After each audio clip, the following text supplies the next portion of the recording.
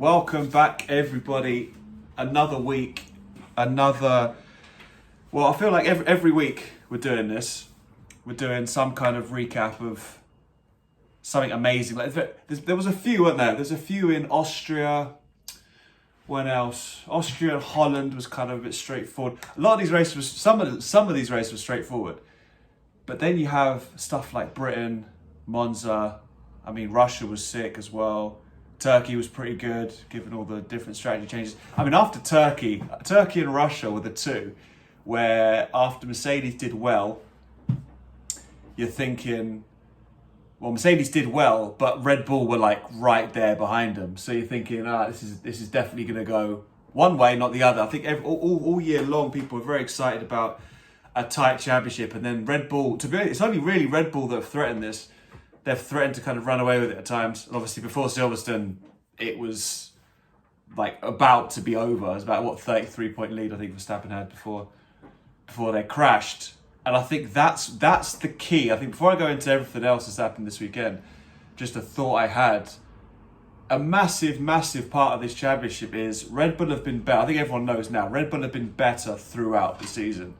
And I think despite that, it's now, like even after last week, Mercedes lead the championship overall and Red Bull lead the drivers by a little bit. Red Bull have been much better all season, and I think Red Bull have had a lot of, bad luck happen to them. A lot of things go against them in the sense of, obviously, if you start from obviously Britain, that was the first main one. I mean, Perez was kind of not as, Perez wasn't that good early on. Bottas had a lot, talk about bad luck.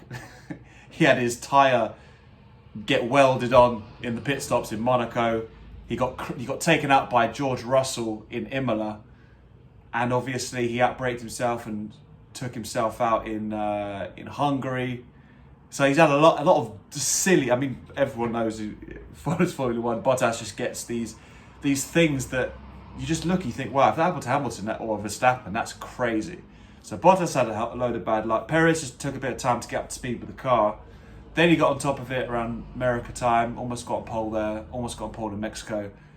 But then Brazil, it kind of changed again. So despite the fact, and again, this weekend is another sort of microcosm of the whole season and how Red Bull have been ahead, but then things just happen, like Mercedes just do something and then they get themselves back in. And I think roles reversed, it seems unlikely that would happen, roles reversed. And I guess that's the difference now. You've got a 7-time world champion team going up against a team who hasn't won since the Vettel days, 2013, but they were 4-time world champions. So it's kind of in the modern era, Mercedes have the blueprint of what you need to do, what the tyre pressures need to be, how you need to set up. Like they have probably a greater knowledge of excellence over the years. I think that's what Red Bull are facing now. It's kind of, if you boil it down to just Verstappen and Hamilton, you've got the young versus the older.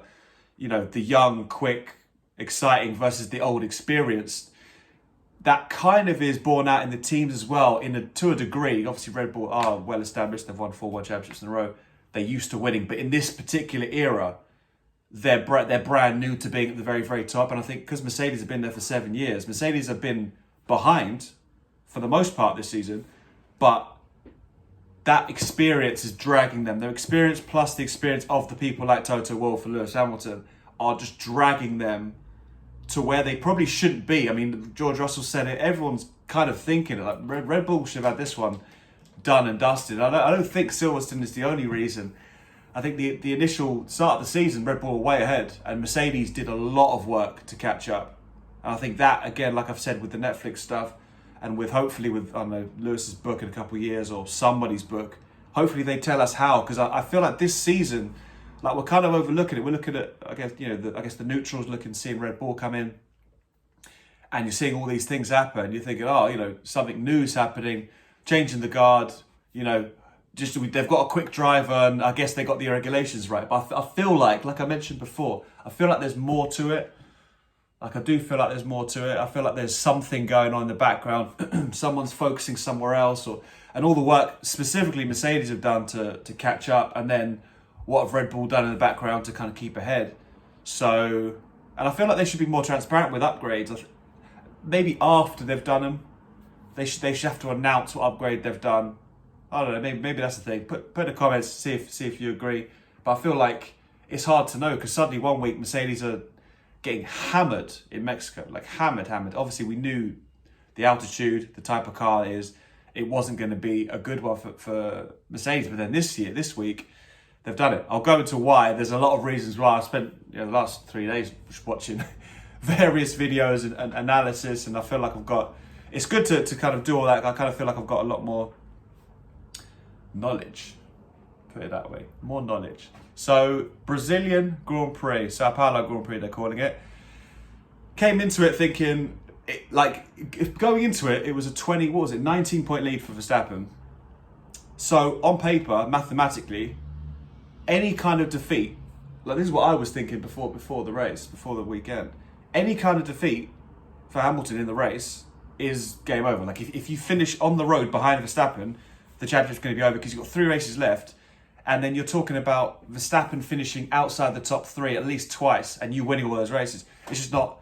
It's extremely unlikely to happen.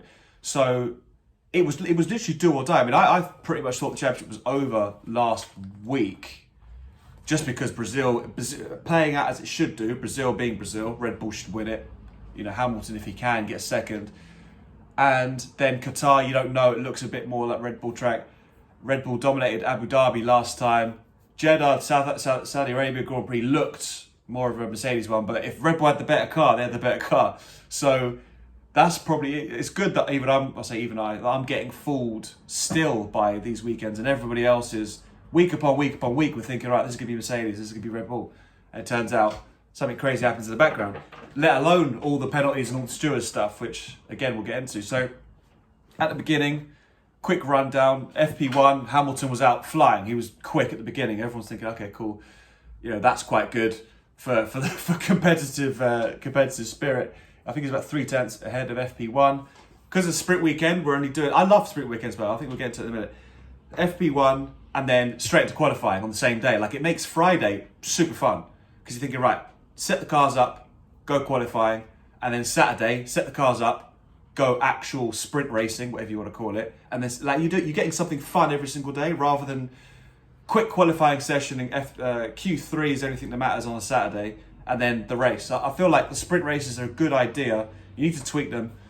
You need to. I think double or triple the points available for sprint races, and make more available for more teams, and jumble it up somehow. Because the whole point of sprint is it's not just another race. It's not giving 2 people a chance to race again. It should be able to make people fight for a position or fight for something. That's the whole point. It's not just, start how you finish. So that's what I think about sprint races, but I'll probably do another video about it or go into more detail when they announce the next round of sprint races. But I feel like this sprint race served its purpose, in that if you look back from the beginning, I reckon if you look at it based on what Hamilton did, this is what sprint races, it served a good purpose to go, all right, if you end up screwing it up in qualifying, like actual qualifying on the Friday, you can still charge to the field and save yourself. Like if your car had a bad day on Friday, you can save yourself on a Saturday to have a good race on Sunday, which is in a long way, roundabout way. That's kind of what happened to Hamilton. So it did serve a purpose. I think people need to look at that as a win for the sprint, because no matter who it is, if it's Lance Stroll or Lando Norris, if Norris has a bad qualifying and he's got a really quick car, ends up starting from the back, and then he has to start from the back on a Sunday, because that's what the qualifying is, that's obviously a negative. But if he's got a chance on Saturday to drive through the field and start 13th or 12th, then that's a good thing. So they're my kind of general thoughts on sprint races. But look, Friday was rolling along. Qualifying came out, and it was revealed that Hamilton take another engine penalty, which I didn't think he was going to, but I guess this engine degrading thing, another thing that needs to come out at the end of the season. This Mercedes engine thing is peak, obviously, because they've taken, Hamilton took one in Turkey, and he took another one here. And obviously Bottas has taken 5 or 6 as well. So clearly, it's way worse than they're saying, but they're kind of putting a brave face on and going, yeah, we'll change it here, we'll change it there. So they fit a new power unit before qualifying. Hamilton went and destroyed qualifying, half a second, 0.4 of a second to Verstappen, who beat Bottas. So the Mercedes, in terms of Mercedes dominance, it's more like Hamilton's car rather than the Mercedes dominance. So he obviously beat Verstappen, who beat Bottas and Perez by slightly little bits. And then we're thinking, okay, cool. You know, Hamilton's got a 5-place grid penalty for Sunday. He's on pole for the sprint race on the Saturday. All he has to do is obviously go around, win the sprint race, and then start from 6th in the race and then see what he can do. I mean, at that point, it was looking bad. Like the World Championship is not looking good because he probably, based on what we thought we saw, even after qualifying, he was half a second quicker in qualifying, but we probably weren't thinking he'll win the race on Sunday based on, even if he won the sprint race, which is another thing, win the sprint race and then charge from 6th to 1st. I don't know, like it was not looking good to beat Verstappen both times. So that's where we sat when we finished qualifying. Qualifying finished. We're all chilling on a Friday night thinking, right, let's have a good sprint race.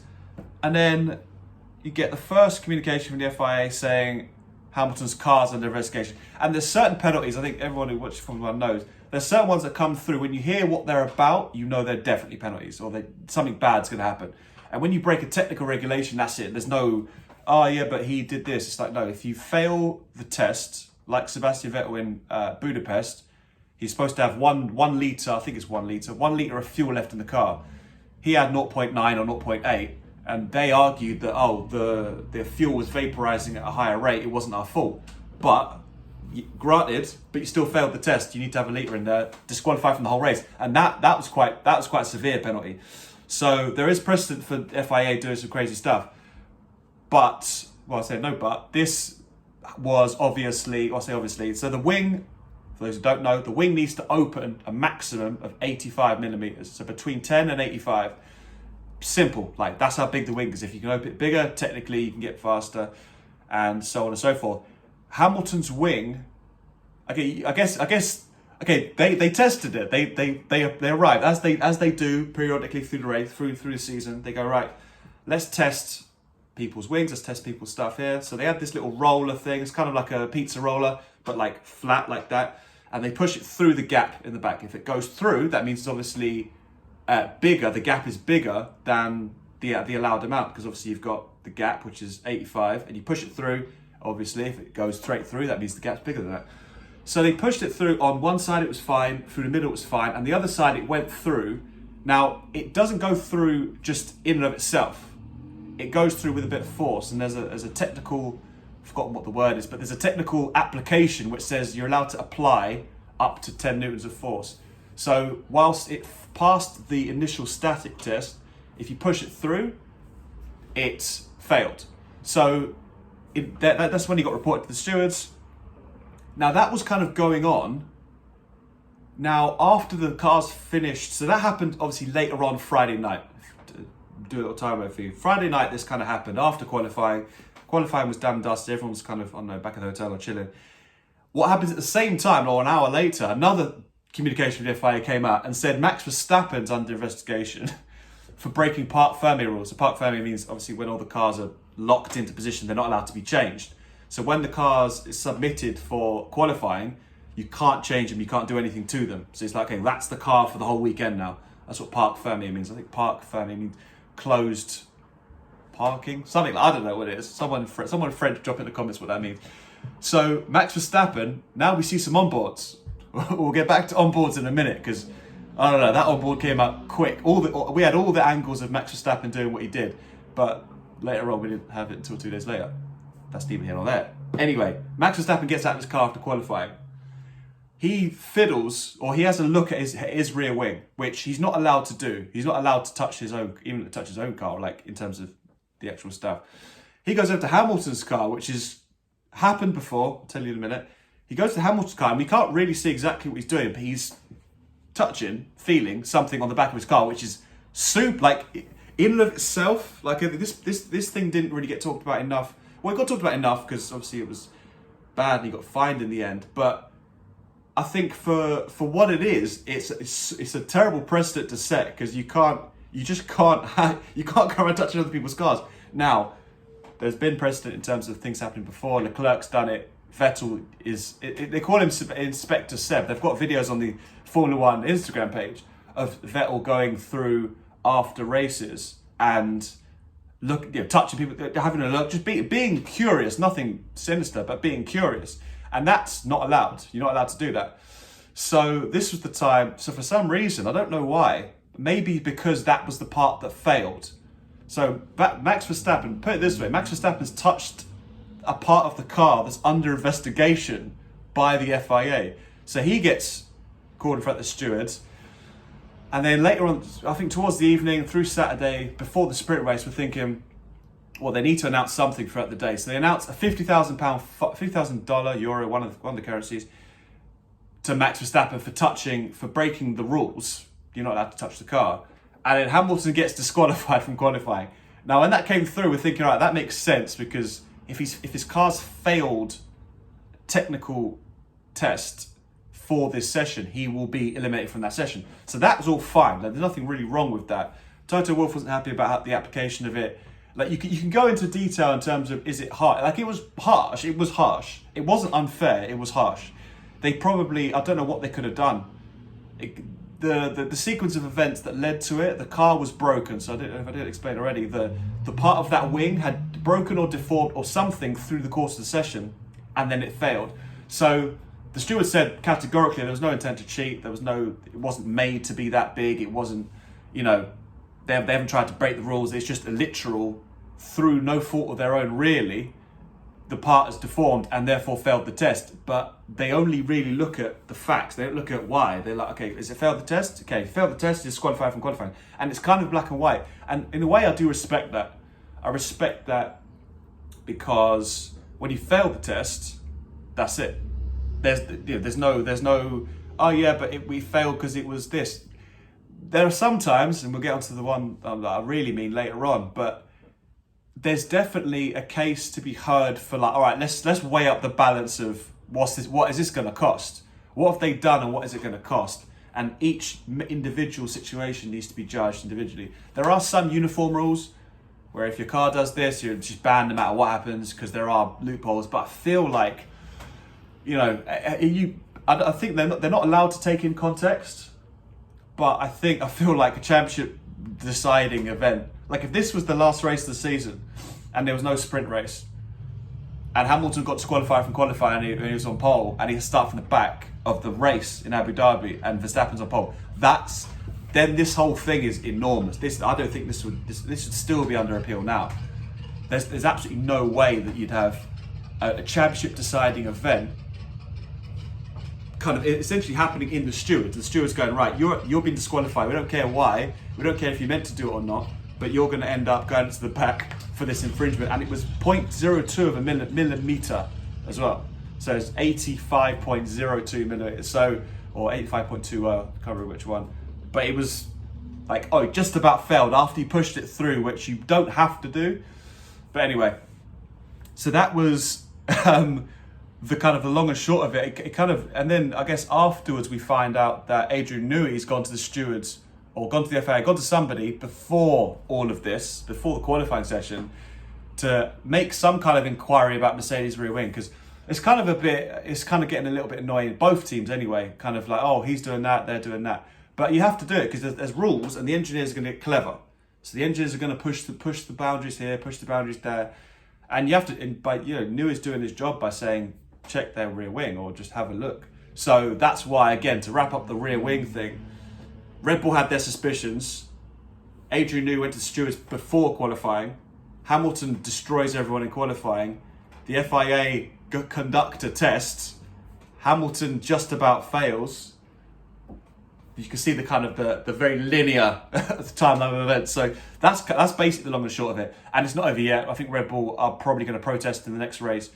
They're going to make the FIA look at the wing and make sure it's all legal, which I think everyone's probably, I'm definitely hoping. I think everyone's hoping that, there's nothing. It's all just clever engineering, as you'd always hope, I think. Because, I mean, for Mercedes to be outright cheating now would be, it'd be insane. I mean, I get you trying to get every inch, but there could be, I mean, there's a chance, there's a possibility. I mean, when you try and push the boundaries from an engineering and technical standpoint, there's a chance, it's okay, I got it wrong. Where they kind of got it wrong for one way or another through their rear wing that failed the qualifying inspection. So it's possible. Who knows? We could end up in a couple of weeks talking about the car being deemed illegal, but because they haven't protested it this week, the results, apart from the whatever might be coming from Verstappen, the results are kind of set. So I don't think they can go back and disqualify the car unless it's found to be absolutely illegal. Then I guess that's how it'd be. So all of that we're not even at qualifying yet. The sprint qualifying. Sprint qualifying comes, obviously. Hamilton, to be fair to Hamilton, again, this probably does need to be said as well. Post-race, post-qualifying and the interviews before, he was very upbeat. He was upbeat, positive. He was like, right, let's go. Toto Wolff was fuming, absolutely furious. I've not seen him that angry like this in the last 7 years, mainly because he's not been under this kind of pressure. But he was not happy. Very much them against us sort of mentality. Sprint race starts. Verstappen's on pole for the sprint race. He's on pole, and obviously it's just 100 kilometers, quick dash, 24 laps. So one thing that surprised me and kind of disappointed me when I first saw it was Bottas was on soft tyres, and I was thinking, there's no way soft tyres are going to do 24 laps. Like, no way. So he might not get him off the line, but Verstappen's going to have way too much pace by lap 10, 12, 15. That wasn't the case. So Bottas mugs him off the line. Well, not mugs him, he gets right up to him, and then Verstappen has a gear problem, so he can't select the right gears. He loses a bit of speed. Verstappen leads into turn 1. Sainz gets past Perez into turn 1 as well. So you're looking at Bottas, Verstappen, Sainz, Perez, and that's how it stayed. In terms of the top 4, that's how it stayed. So Perez, despite being in a Red Bull, he couldn't get past Sainz. Verstappen closed up to Bottas but couldn't get anywhere near. So Bottas was faster than Verstappen. Obviously, he was on soft tyres, so you are going to get a little bit of speed.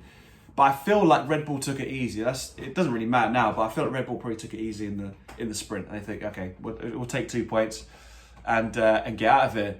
Meanwhile, Sir Lewis Hamilton from 20th, when I say roast, I've ever seen anything like it. Again, I need to kind of bookmark all these things in my mind so I know when I say this is the greatest this or the most this.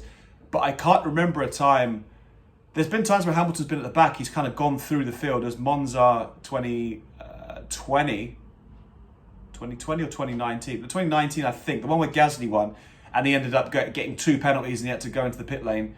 He came from last. I don't know where he finished in that race. Maybe 7th or 8th, but that was nowhere near what this was. This was just it's a masterclass. The sprint race was a masterclass. The real race was also, but I felt the sprint race. He was up in 14th after the first lap. I mean, people go, a couple of places, but he went from P20 to P14 in lap 1. Then he picked him off periodically. Worldy overtakes, inside, outside, turn 1, turn 3. A good one on Charles Leclerc into turn 4, which was a risky-ish. It wasn't just all down the straight, I'm quicker than you, going flying past. Went inside of Charles Leclerc on turn 4. He overtook Perez, and then Perez back overtook him, and then he had to overtake Perez a second time, which was cool. But I mean, I feel like when he got out of the car, the crowd and the commentators were kind of like, it's the first time, to be honest, all season, and I would say all season, apart from Bahrain, which is kind of probably similar to this, that Hamilton's won a race, and I've checked this, Hamilton's won a race, and there isn't some sort of cloud or some sort of muted sort of celebrations. I feel like obviously Britain, he won when Verstappen was in the wall. Even though the British crowd were going crazy, there was kind of the whole thing was about the accident, so they didn't really get a shine then. And Russia, he won after being on pole or second.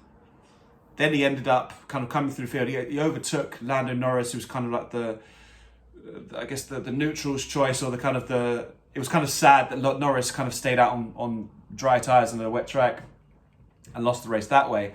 So this is the first time Hamilton's actually won a race. It's like, wow. Well, and that's probably more down to him than, I'm not crying any kind of conspiracy, but I feel like that's more down to him because he hasn't been impressive since, when was last at the beginning of the year? I mean, Spain was a good race. Portugal was a good race as well, but people forget about them. They're right at the beginning of the race, of the season. So I feel like this was the first time everyone was like, oh, I mean, even he said he feels like it's a long time since he's won a race. I mean, he's only won 2 since the 3rd race of the season. So I mean, he did win 3 of the first 4, but then he's only won in Britain, and he's only won in Russia. Now he's won here in Brazil. So I feel like it's been ages since he won a race and was applauded for it, because normally if he hasn't won the race, Max has won the race or someone random's won the race. So this was definitely like the biggest moment of the season for him at that point, anyway, at the sprint race. So he got out of the car and he was getting a lot of adulation for that, for coming all the way up to 5th, sorry. And obviously then he will take his penalty. So all these penalties and steward stuff, he's going to take his penalty, takes his penalty up for the actual race itself, and he's going to start 10th, which, given the cars he was in front of, is a good position to start. But then you didn't know how he was going to cut through. And I don't think, even at that point, you're thinking he could. They're like, oh, he could win the race. Yeah, but Verstappen should be well clear at that point. And obviously safety cars was another thing that was, who knows. So anyway, race day came. It's Verstappen, Bottas, Perez this time. I think Gasly was P4 actually, and then Norris and Sainz. Hamilton starts P10. He gets a good start. I think he's up 2 positions. Bottas being on pole gets mugged this time by Verstappen. Verstappen's clear. Bottas has a bad exit out of turn 2. Perez takes him. So after half a lap, I think Hamilton was up 1 or 2 spots into like 8th or 7th. And we look at Rebel 1-2, and at that point, it was looking like absolute game over. Couple laps went by. Safety car came out. So after lap 4, Hamilton was up to 3rd already. So lap 1, he was up to 6th. Lap 3, he was up to. Lap 4, he was up to 3rd. So he'd already taken. Obviously, Bottas was there. He'd let him pass. So by the time the safety car came out, which saved Hamilton 5 seconds, because he was 5 seconds behind the leading pack, the Verstappen and Perez. So it would have taken a little bit. It would have been a different race if the safety. I think that's what does need to be noted. The safety car did just take a lot of that charge out, which doesn't really matter. But it's definitely worth noting that if it wasn't for the safety car, it would have been a different race. I think Verstappen and Hamilton would have come together much later than what they did. So safety car comes out. Verstappen does well off the safety car. They're all going along. They both pit. Hamilton cuts the lead down to about 2 seconds, around about about lap 20 or so. And then there's a period of 20 laps where Hamilton's just behind Verstappen and they chase each other down. Then they go and pit. Then there's more pit stops, more chasing down. Then it was lap 48, which is the big one. So the big incident, which they're still looking at now. So at the time, Hamilton is much faster than Verstappen. Out of turn 3, gets a good drive. Down DRS, up behind Verstappen, into turn 4. Verstappen's on the inside, Hamilton's the outside, which is a role reverse of Silverstone crash. Verstappen misses it, like, even at the time, Verstappen missed the corner by a mile. Like, not just Hamilton in Copsmire, he missed, he wasn't even going to turn, he didn't turn. They went right deep into the corner, went off track. Hamilton was ready to turn, but it was like, well, there's a car there, so we have to both go off. Crap, off we go. So that gets noted by the stewards, not investigated, but noted. What they often do, they go, right, we had a look at it, let's just quickly check. Not investigating it, so we're not looking at telemetry and steering angles. We're just going to look at the live feed again, just want to double check that. Yeah, okay, cool, investigation or no. So they looked at it, they did that, and then 5 or 6 later, it came up on the screen, no investigation required. And everyone was like, you're not even going to look at that? Okay, fair enough. And Martin Brundle on commentary, this is key, Martin Brundle on commentary said, yeah, they would have had all the angles, they've had all the telemetry, all the steering angle, the speeds, the brakes, the everything, which they normally do for investigations. So we're like, okay, cool, I guess it's fine. But we hadn't seen this onboard yet. So where's this, like, they normally have the onboards as soon as the thing happens. Like, onboards are like the camera above the cockpit that tells you what the steering's doing, what the car's actually doing. We get them for fun from anyone, from Mazepin, from Schumacher, from Norris. So the only one, the most important onboard they've ever had, since Silverstone, the most important incident of the weekend, they just didn't have the onboard for. It's like, well, that's weird. During the race was weird enough. After the race, it's like, well, where's this flipping onboard? And then normally they post on YouTube a couple of days later, all the onboards, still know what they had everyone else's. So I don't want to see Leclerc's onboard, I don't want to see Hamilton, I want to see Verstappen's onboard. And it was almost like they're holding this back because they know everyone wants to see it. Like, there's no other reason for it. There's no other reason for why this onboard just like no one's got it. It's like, what do you mean everyone's got onboard? It's like, well, I don't have it. I don't know what you mean. So when we realised they didn't have the onboard camera, that's when, like, certainly for me, suspicion, people in general were like, why why did they not have it? So did the stewards not have it? That's what the next thing was like, wait, did the stewards make this decision without looking at it? Essentially, what they've basically done, they've said they've noted it and they're going to look at it, but they've looked at one angle. So the most important angle, the most important thing they do to look at when they do investigations, they don't have. So they've made this decision to not penalise Verstappen based on what we could see in the camera, which was inconclusive. So by definition, they can't give a penalty because there's nothing conclusive in it, because you can't see where his steering wheel is. You can't see if when they're in the corner, is he turned like that and he's trying to fight it, or has he got the steering wheel open and he's like, yeah, I'll leave Hamilton there and then I'll turn, which is when we finally got the onboard yesterday. That's what happened. So again, I guess to add a bit from the future to this is Mercedes have now requested an appeal to that. So FIA are looking at it now. So I'd be surprised. I'll leave it at this. I'll be surprised if the FIA look at this onboard and say no investigation required. Now, whether or not I want Verstappen to get a penalty, whether I would expect it, whether I think if you said to me right now, before any kind of things come out, before this weekend starts in Qatar, if you said, what do you think is going to happen? I think Verstappen will get some kind of penalty for it. Like, that's what I think will happen. Not that I want it to happen, I just think something will happen. And it's important because certainly any time penalty that comes out of it, which I don't think they can do, but they might be able to. If there's a time penalty, he'll go behind Bottas, and that's championship points altering. That's 3 more points away from Verstappen, so the gap will be down to 11. And then Mercedes will get an extra, essentially a net gain of 6 points in the constructor. So it's important. They need to make sure they get it right, because he's running off the road. When I say unanimous, I'd say more unanimous than the Silverstone one, because I feel like the Silverstone one they had some back and forth, but I've not heard a single person in any of the videos or podcasts or post-race thingies that have said that Verstappen, that it was kind of any kind of 50-50 to it. It was like, no, Verstappen run Hamilton off the road. If Hamilton turned, Verstappen's crashing into him, as we've seen all season. So we'll see what happens with that. It was kind of no harm, no foul, because Hamilton got him 2 laps later anyway, or the lap later anyway. So it didn't really matter. In terms of the context of the race, the move Verstappen didn't. It obviously just delayed Hamilton for 1 lap. So to penalise him, to put him behind Bottas, I guess it would be harsh, but again, you've disqualified Hamilton for. There needs to be some kind of consistency, I think. But I don't know. Either way, Hamilton went and got him. Verstappen got a black and white flag for dangerous driving, which is weaving across the track, trying to break the slipstream, which I thought was weird at the time, because people don't normally do that when there's a guy behind them. You're just not allowed to do that. So Verstappen got a black and white flag. Another one of them would have been a penalty.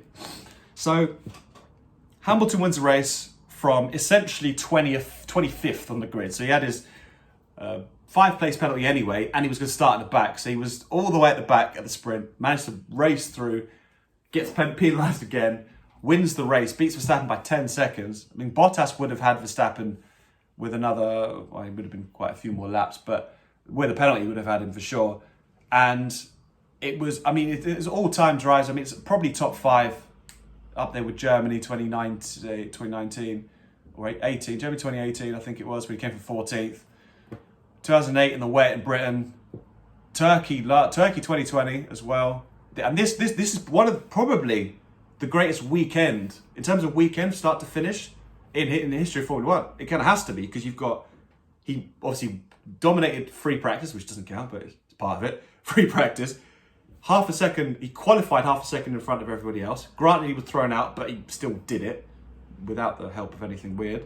He made up 14 places in the sprint race, which is unheard of. And then he came from 10th to win a Grand Prix. So in terms of a race weekend, from every single part, the greatest I've ever seen, for sure. So, beats Verstappen by 10 seconds. Bottas 3 seconds behind. Perez was miles back. He grabbed the fastest lap at the end on the soft tyres. I think he was only a second quicker than Hamilton's best lap on brand new soft tyres. So anyway, or I think he used soft tyres. So a few things from the weekend that I found interesting. And well, I found it interesting until I did more research. So at the beginning, everyone was talking about these power units. Oh, power units. Christian Horner was saying it. The commentators were like, "Oh, it's these new power units giving them more power." It's like I've never heard people say, "Oh, the fresh power unit is going to give him boost," but he beats everyone by half a second, and that's down to the power unit all of a sudden. I've not heard when people put new engines in. I've not heard anything being made more a fuss of than Hamilton's new engine this time, when it was just their speed of the car was probably part of the power unit. But I was thinking, why is everyone going on about it? No one really gave any good explanation other than the power unit was new. But afterwards, you realise that they've probably turned this. If there's like a dial of 1 to 10 of power of that particular unit, or how much juice you're giving it, they normally run it like a 6 or a 7. They've literally changed this rule 2 years ago because Mercedes had so many levels to their power unit. They could run it 11 for qualifying, and then they could just run it at like 10 for the start of the race and then bring it down to 3. And the FIA said, no, we're going to cut that out. Literally, let's go look it up. That's literally what happened. They're like, right, we need to have everybody at the same. You can't change your power unit level, the amount of output you get from it, in between the weekend. Once you set it at qualifying, that's what it is. So you can't change it. So that, again, that hurt Mercedes before this rake thing. That was the first thing that was like, oh, okay. You're introducing that because only Mercedes have these multiple power unit levels. I mean, Red Bull had a few, but that was the whole point. Mercedes could go, right, we're going to give you 11 for the qualifying and then 5 for the race and then up it if we need to. So that was weird. So in terms of this power unit, they've clearly gone, right, here's a new power unit. We're going to give you 11 for the rest of the season because it only needs to do 4 races. Normally power units need to do 7. So because they need to do 7, you have to have it down like a 5 or a 6 and make sure it lasts, and it will degrade anyway, but make sure it lasts for 7 races. Because it only needs to last half of that time, you can run at a higher level. So that's probably why Mercedes have got a faster car this weekend, and they will have it for at least the next 2. Abu Dhabi, I don't know if it will translate the same, but the next 2 or 3 races, it's going to be much better than, well, certainly their old one, and better than Red Bull's as well. So yeah, and another thing with the speed thing, the actual speed differences weren't as great. I mean, Horner was saying about 20, 30 Ks. It wasn't that big. If you look at all the speed trap data, I think if I got the thing, I'll put it up. The speed trap data, it's clear that Hamilton was in the faster group, but there are people that are faster. So it wasn't a case of Hamilton had the best car by 20 seconds and he's just out there just doing 400 miles an hour and everyone else doing 350. Like he was doing like 350 Ks or 340 Ks, and some of the others were doing 346. So I don't know, that was kind of a weird one. And another thing, like a side tangent on just the Formula 1 coverage. Do we, like, put in the comments if you agree, are we seeing too much of Christian Horner on the pit wall? Like, I get it, obviously, Mercedes don't really have a guy that can, because Toto, I guess he could go on the pit wall for a weekend, but I feel like it's every week it's Christian Horner. Like, we had it in how many different races have we had Christian Horner being the liaison? Because normally they go to one of the team principals for the weekend. They'll have Otmar Safnauer on there. They had Bukowski from Alpine on there for a while. They had Fred Vasseur. They had Gunther Steiner. They seem to have Christian Horner on every week, and it's kind of, it will definitely skew the sort of the fan in terms of neutral. They're just seeing Christian Horner all the time. They're like, okay, I guess he's the guy. They're kind of forcing that. I'd like to see more. I mean, I'd like to see Mercedes on there. I don't know why they're not on there, but just balance it out and make it go in order. They've had Mattia Binotto in before. I feel like I could be wrong, and this could be me just noticing it's Christian Horner every week. Because I feel like if you're talking to Christian Horner about his strategy and about his driver every single week, all we're hearing about is Red Bull. Like if you tell us about Alpine or McLaren, or tell us about the others more often. I feel like, anyway, I probably should look it up and see how many times. But I have to go back and see every race and wait for them to announce who it is. But I feel like they've got Horner on more than often. I mean, granted, I don't think they've ever had Toto Wolff on there. That's probably a personal choice, I'd imagine. But balance it out a bit, because we're kind of hearing too much from Christian Horner, I think. I don't know about you, but that's my kind of opinion. So I guess going forward, the controversies are going to reign. The 2 biggest ones are the rear wing for Mercedes. Red Bull are probably going to protest it this week, so we'll see what happens there. And is there a penalty coming, or some kind of grid penalty coming for Verstappen? If they're not allowed to give a time penalty, they would give a 3-pace grid penalty for the next race. So that could be championship deciding, which again, it's hard to feel that sorry just because Hamilton got disqualified for something that was like, you can disqualify from the whole thing. Like, granted that, you know, let's say if it wasn't a sprint race, Hamilton's starting Brazilian Grand Prix from 20th for that rear wing issue, whereas if Verstappen runs Hamilton off the track, it should be a 5-second penalty. I don't know if a 3-place grid penalty is the same thing, but there will probably be a penalty coming for Verstappen. So they're the two things going to this weekend. 14-point gap, which still means Verstappen only needs to win one race, which is, I think people kind of lose sight of it. Like, Hamilton is pretty good now. Qatar, we'll see what happens. Jeddah does look like a Hamilton Mercedes track, and Abu Dhabi has been made quicker. So even if Hamilton wins the next two races with the fastest lap, he'll lead going into Abu Dhabi by 2 points if he gets the fastest lap both times. He'll lead going into Abu Dhabi. Verstappen can still win the race and win the World Championship. So it's still advantage Verstappen, like a good advantage, not quite Czech. We've moved out of Czech, so the chess analogy I used last week. We've moved out of Czech and we're into whatever the other things. Again, if you're a chess guy, chuck it in what it is. We moved out of Czech and we're into like, okay, cool, advantage Verstappen. You're in a good position. Now, this week, if A, there's a penalty coming for Verstappen, a grid penalty, and B, Hamilton and Bottas get in front of him, you could lose. I mean, they could lose 11 points. Verstappen could lose 11 points out of his lead this weekend if it's a Mercedes 1-2. And that's if Verstappen doesn't get a penalty that makes him end up being further back. So this weekend's going to be, can't wait. And it's a new track, so we don't know what it's going to look like. We don't know what the circuits are like. We don't know what the sectors are. We don't know what the track's like. So it's going to be very exciting. All these races are going to be crazy. Like, Jeddah's looking nuts. I don't know how good it's going to be on a race. And then Abu Dhabi's going to be Abu Dhabi. I think either way, like, I'm going back to my original thing, it's going to be single-digit point gap between one and the other going into Abu Dhabi. I think right now, I think Hamilton's going to win. I think Hamilton will win the next two races. That's my gut feeling based on the power, based on the momentum. So this weekend is crucial. I think he could end up winning the next two races, and he'll be a point or two in front going to Abu Dhabi, and then it's like there'll be 1 and 2, and it'd be like it's going to be first corner Abu Dhabi. The World Championship is going to be like there and then, you know. So we will see. But I think, yeah, that's definitely needs to be mentioned. Max only needs to win one race. Hamilton still has an uphill battle, but this was damage limitation. Bearing in mind he only extended his lead by 5 points, or cut the gap by 5 points technically. But he would have got 3 points for the sprint race. So I guess he was robbed of that, if you want to describe that. And Verstappen probably should have got a 5-second penalty, so he'd have been further back. So there's a lot of permutations, but listen, I've rambled long enough. If you got this far, pat yourself on the back. If you got this far, honestly, put it in the comments and I'll say thank you. Because in 45 minutes, I didn't actually think I'd be this long. I thought it'd be a quick one. But I guess we spoke about the engine stuff for long enough. I'm enjoying it. I'm loving it every week. I'm loving the responses. I'm loving the comments. Again, I'm going to try and build it more, certainly into next season as well, with Formula One specifically, because it's good to be challenging. I'm saying a lot of stuff here about Max, about the wings, about fair, not fair. If you think it's not, at me in the comments and we'll have a discussion. So once again, thank you very much. Thank you very much if you've got this far.